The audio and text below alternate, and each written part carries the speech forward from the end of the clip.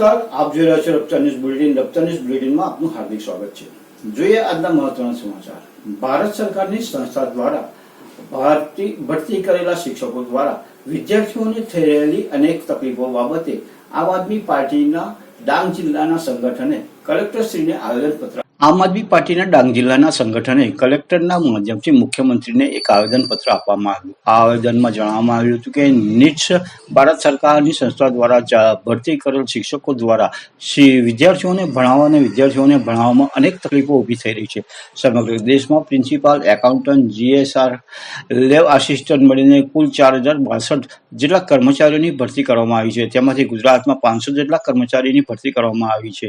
વહીવટી ખામીના લીધે અવિચારી પગલાં ભરવાથી ત્યાંના ભણતા બાળકોનું ભણતર વારંવાર ખોરવાઈ રહ્યું છે. દાખલા તરીકે વર્તમાન સરકાર દ્વારા સીબીએસઈ અંગ્રેજી માધ્યમ સ્કૂલો માટે શિક્ષકોની જે ભરતી કરવામાં આવી છે પણ મહદઅંશે ખામીયુક્ત અવિચારું પગલું છે. નવી શિક્ષણ નીતિ મુજબ બાળકોને માતૃભાષાની શિક્ષણ હિમાયતી કરવામાં આવી છે. તેમ છતાં એકલવ્ય મોડેલ સ્કૂલના શાળાઓ સીબીએસઈ અંગ્રેજી માધ્યમ શરૂ કરી દીધું છે. આદિવાસી બાળકોને આ માધ્યમમાં ખૂબ જ સારી રીતે બાબત છે, પરંતુ ગુજરાતી માધ્યમની શાળાઓને અચાનક જ અંગ્રેજી માધ્યમમાં ફેરવી નાખવાથી ઘણી બધી સમસ્યાઓ ઊભી થયેલ છે. આ શાળાના પછાત આદિવાસીઓ બાળકો માટે છે, પરંતુ તેમાં કોઈ પણ પ્રકારનો ફેરફાર કરતી વખતે વાલીઓએ વિદ્યાર્થીઓને કોઈ પણ પ્રકારના અભિપ્રાય લેવામાં આવ્યા નથી અને અન્ય રાજ્યોમાંથી આવનાર શિક્ષકો એકલવ્ય શાળામાં ભણતા બાળકોથી તેમની માતૃભાષાથી અને ભૌગોલિક પરિસ્થિતિ, રહેણી કરણી વગેરેની પરિચિત નથી.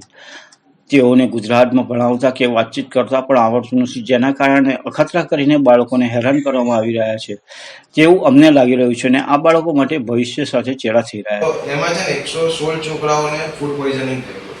એની જાણકારી મેળવી ને તો ખબર પડી કે આનો કોન્ટ્રાક્ટ, જે કેટરિંગનો કોન્ટ્રાક્ટ આપવામાં આવ્યો છે ને, એ મહેસાણાના એક કોન્ટ્રાક્ટરને આપવામાં આવ્યો છે અને એ કોન્ટ્રાક્ટ જે આપવામાં આવ્યો છે તો એ 15 દિવસે એકવાર શાકભાજી નહીં મોકલે છે. એના કારણે 15 દિવસમાં એકવાર જો શાકભાજી આપણે 15 દિવસે શાકભાજી ખાવાનું હોય તો સ્વાભાવિક છે બગડી જાય ને એના કારણે એમને ફૂડ પોઈઝનિંગ થાય છે. હમણાં એ છોટાઉદેપુરની જનરલ હોસ્પિટલમાં સારવાર બી લઈ રહ્યા છે. તો આનો તાત્કાલિક ધોરણે નિરાકરણ આવે, નહીંતર અમે છે ને વાલીઓને સાથે રહીને આના પર આંદોલન કરવાની અમને ફરજ ના પડે તો તમે ધ્યાન દોરજો. વહેલી તકે આનું નિરાકરણ થાય.